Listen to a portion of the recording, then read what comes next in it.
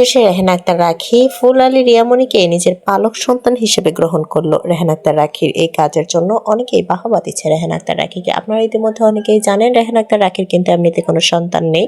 তিনি ফ্রান্সে থাকেন প্রায় 8 বছর যাবৎ, কিন্তু তার কোনো সন্তান বা উত্তরাধিকারী নেই।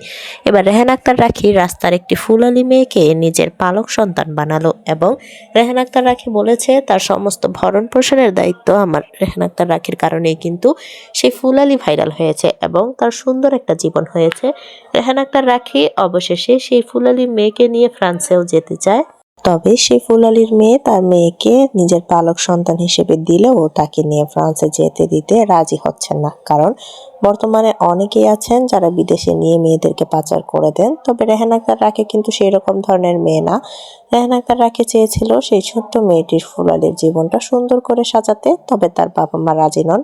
যার কারণে রেহেনা আক্তার রাখি জানিয়েছেন যে সেই ফুল আলী মেয়েকে তার মায়ের কাছে রেখে যাবেন, যেহেতু তার মাও একাই থাকে, এবং রেহেনা আক্তার রাখি তার সমস্ত ভরণ পোষণ বহন করবে এবং দিশার মাও কিছু টাকা দিবে। বর্তমানে কিন্তু অনেকেই রেহেনা আক্তার রাখিকে বাহবা দিচ্ছে।